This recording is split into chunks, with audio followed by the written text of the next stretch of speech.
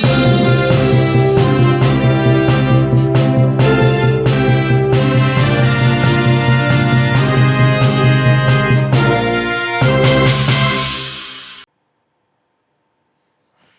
TV நேயர்கள் அனைவருக்கும் இதயக்கணி விஜயனின் வணக்கம். தமிழக வெற்றி கழகத்தினுடைய தலைமை பொறுப்பில் இருக்கின்ற ஆதவ அர்ஜுனா ரஜினியை பற்றி ஒரு விஷயம் சொல்லியிருக்கார். அதாவது திமுகவினுடைய மிரட்டலுக்கு பயந்து அவர் அரசியலுக்கு வரலை அப்படி சொல்லிட்டு, அதாவது சம்மந்தம் இல்லாமல் எதுக்கு இப்போ ரஜினியை போய் இழுக்கணும்? திமுகவை எதுக்குறதுக்கு ரஜினியை போய் அவரே பலிகடாக்கணும்? இது தேவையில்லாத விஷயம். வந்து ஒரு சர்ச்சையை ஏற்படுத்துகின்ற விஷயம்.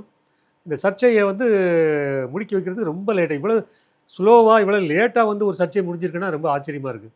இப்போ மன்னிப்பு கேட்குறாரு ஒரு கூட்டத்தில் போய், நாங்கள் யார்கிட்டையும் கூட்டணி வைக்க மாட்டோம், யாரும் எங்களோட யாரும் முதல்வர் பொறுப்பு கொடுத்தா கூட எங்களுக்கு வேண்டாம், நாங்கள் தனித்து தான் நிற்போம். யார் இவ்வளோ 100 சீட்டு சொல்கிறாங்க, 90 சீட்டு சொல்கிறாங்க, அதெல்லாம் எங்களுக்கு தேவையே இல்லை. அதில் நாங்கள் வந்து தனிச்சிருந்து தான் வந்து நிற்க போகிறோம். எல்லா தொகுதிகளும் எங்களுக்கு வேட்பாளர் நிற்பாங்க. ஆட்டோக்காரங்க, அது மாதிரி கூலி வேலை செய்கிறவங்க, இந்த மாதிரி ஆளுகளை தான் நாங்கள் சூஸ் பண்ணி, மீனவர்கள் இவங்களை தான் வந்து நிறுத்த போகிறோம் அப்படின்னு சொல்கிறாங்க. அதாவது என்ன வேணால் பண்ணிக்கோங்க, என்ன வேணால் செஞ்சுக்கோங்க. இதில் என்னென்னா, அதாவது எதிர் விமர்சனம் வர ஆரம்பித்ததுக்கப்புறம் ரொம்ப ஸ்லோவாக அவர் மன்னிப்பு கேட்டிருக்காரு. இதுக்கு இன்னொரு குறிப்பிட்ட ஒரு விஷயம் சொல்லணும். என்னென்னா, ரஜினிகாந்த் வந்து எப்போவுமே அப்படி பிஹேவ் பண்ண மாட்டார். ஏன் இப்படி வந்து ரியாக்ட் பண்ணாருங்கிறது நமக்கு காரணம் புரியலை. அதாவது எல்லோரும் வந்து தனக்கு சப்போர்ட் பண்ணியிருக்காங்க. அதை வந்து ஒரு ஏற்றுக்கிட்டு என்ன பண்ணியிருக்கணும்னா, இது மாதிரி எனக்கு எதிரான கருத்து வந்தப்போ நீங்கள் எல்லாருமே எனக்கு ஆதரித்து கருத்து சொன்னதுக்கு நான் நன்றி தெரிவிக்கிறேன், அந்த அன்புக்கு நன்றி அப்படின்னு சொல்லி நன்றியோடு நிறுத்தியிருக்கணும்.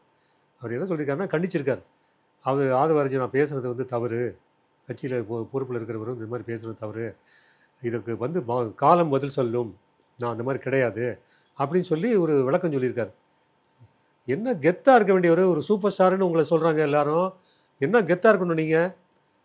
கீழே இறங்கி போய் இப்படி படாருன்னு கீழே இறங்கி வராரு அவர். அது பார்த்தோன்னே ரொம்ப ஷாக் ஆகி போச்சு. நமக்கு தான் அப்படின்னு ஷாக்குன்னு பார்த்தா, அவரை சார்ந்த சில நண்பர்கள்ட்ட எல்லாம் பேசினேன், அவர் சார்ந்த சில வெல்விஷர்ஸ்லாம் பேசினேன், அவங்களும் அதே கருத்தில் தான் இருக்கிறாங்க. என்ன இப்படி போய் அவர் வந்து போய் இதுக்கு விளக்கம் சொல்லிகிட்டு இருக்காரு, இதுக்கு போய் கண்டிச்சிருக்காரு, இது அவசியமே இல்லையே, அது வந்து ஜனங்களுக்கு பிடிக்கல, அவங்க சொன்னது வந்து ஜனங்களுக்கு பிடிக்கல அப்படின்னு சொல்லி அந்த சிந்தனை வந்து இது வந்திருக்கு, இந்த சிந்தனை வந்திருக்கு. இதை வந்து கேஷ் பண்ணிக்காமல் விட்டுட்டார் ரஜினி.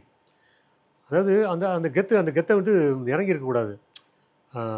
அதாவது இப்போது ஒரு ஒரு ஒரு பிரச்சனை, அதாவது கருணாநிதி இருக்கிற ஒரு மேடை, அந்த மேடையில் அஜித் எழுந்து எங்களை ரொம்ப வந்து மிரட்டுறாங்க, எங்களை ரொம்ப வந்து தொந்தரவு பண்ணுறாங்க அப்படிங்கிற மாதிரி பகிரங்கமாக எழுந்து நின்று அஜித் பேசுகிறார். அஜித்துக்கு வந்து துணிச்சல் உண்டுங்கிறதுக்கு இது ஒரு உதாரணம். உடனே ரஜினிகாந்த் பல கை தட்டுறார். ஏன்னா அவரும் அதுக்குள்ளே சிக்கிறனால தான் ரஜினியும் அதுக்குள்ளே சிக்கிறவர் தான். ஏன்னா அவருக்கும் அழைப்புகள் அனுப்புவாங்க. அது ஒரு அந்த வேலையை வந்து கருணாநிதியே பண்ணார். அவங்க கலைஞர் தொலைக்காட்சிக்கு ப்ரோக்ராம் எடுங்கிறதுக்காக ரஜினிகாந்தை நீவா, கமலஹாசன் நீவா, அந்த 2 பேரும் 2 வீராதி வீரர்கள் சூராதி சூரர்களில் 2 பேரும் விழுந்து அடித்து போய் நிகழ்ச்சியில் கலந்துக்கிறது. அது அஜித் சொன்ன உடனே ரஜினி தன்னை மறந்து கை தட்டிட்டார். அப்புறம் எதுவும் ஃபீல் பண்ணாரான்னு தெரியல, என்ன கலைஞர் எப்படி எடுத்துக்குவாரான்னு இப்படி நினச்சாரான்னு தெரியல. இவங்க வீரமெல்லாம் அவ்வளோதான். அதாவது சினிமாவில் வர அந்த பஞ்சு டைலாக்லாம் வந்து அது சினிமாவோட சரி, அதை விட்டு வந்தாச்சுன்னா முடிஞ்சு போச்சு, இந்த கதை, அதனுடைய கதை முடிஞ்சு போச்சு.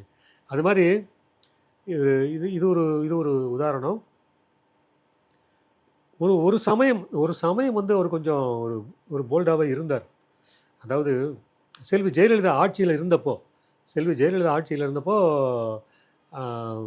அதாவது ஆர்.எம். வீரப்பனுடைய அந்த பட விழாவில் கலந்துக்கிட்டப்போ பாட்ஷா படத்தினுடைய வெற்றி இதில் கலந்துக்கிறாரு. கலந்துக்கும் போது ரஜினிகாந்த் வந்து அப்போ அந்த டைமில் குண்டுவெடிப்பு சம்பவம் நிகழ்து, தீவிரவாதிகளுடைய குண்டுவெடிப்பு சம்பவம் நிகழ்து. அதை வந்து ரஜினிகாந்த் கண்டிக்கிறாரு. இது வந்து இது சரியில்லை, இதுக்கு வந்து இப்படி குண்டு பிடிக்கிற அளவுக்கு ஆட்சி இருக்குதா, நான் என்ன பண்ணுறது அப்படிங்கிற மாதிரி ஒரு கண்டனம் தெரிவிக்கிறார். கண்டனம் தெரிவித்த உடனே என்னாச்சு, ஆரம்பியற்பட பதவி பறி போயிடுச்சு. ஆட்சியில் அவர் மந்திரியாக இருக்கார், அவரோட பதவி பறி போயிடுச்சு. அதை வந்து அதனால் கொஞ்சம் அவங்களுக்குள்ள ஜெயலலிதாவோட வந்து அவருக்கு கொஞ்சம் விரோத போக்கு போச்சு. அவர் பாய்ஸ் கார்டனுக்குள்ளே போகிறதுக்கே பிரச்சனைகள் நிறைய உருவாச்சு. சில இடங்களில் வந்து கம்ப்ளீட்டாக அவர் உள்ள கார்டனுக்குள்ளே நுழையும் போதே வந்து ஒரு எல்லையை தாண்டி அவர் வந்து கார் போகிறதுக்கு அனுமதி மறுக்கப்பட்டது. இவர் என்ன பண்ணார்னா இறங்கி கோபத்தோடு இறங்கி வீட்டுக்கு போனார். அது கொஞ்ச நாள் அந்த அது போயிட்டுருக்குது. அதாவது அந்த உருன்னு அந்த உருமிக்கிட்டு இருக்கிற விஷயங்கள்லாம் கொஞ்ச நாள் போயிட்டு இருந்துச்சு. அப்புறம் பார்த்தா இது நமக்கு சரியாக வராது அப்படிங்கிறது ஒரு சிந்தனை அவருக்கு வருது. ஆனால் அந்த கோபத்தை பயன்படுத்துறது என்ன வந்ததுன்னா தேர்தல். 1996ஆம் ஆண்டு தேர்தல் வரும்போது அப்போ இது வந்து பதிலடி கொடுக்கணுன்ட்டு ரஜினி என்ன பண்ணாருன்னா, ஜெயலலிதா மீண்டும் ஆட்சிக்கு வந்தால் ஆண்டவரால் கூட அந்த தமிழ்நாடை காப்பாற்ற முடியாது அப்படின்னு ஒரு விஷயத்த சொன்னார்.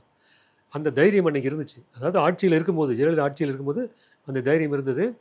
அப்போது அதை சொல்லி அன்றைக்கு திராவிட முன்னேற்ற கழகத்தையும் தமிழ் மாநில காங்கிரஸுக்கும் சேர்ந்து அந்த கூட்டணிக்கு அவர் வந்து ஆதரவு தெரிவித்தார்.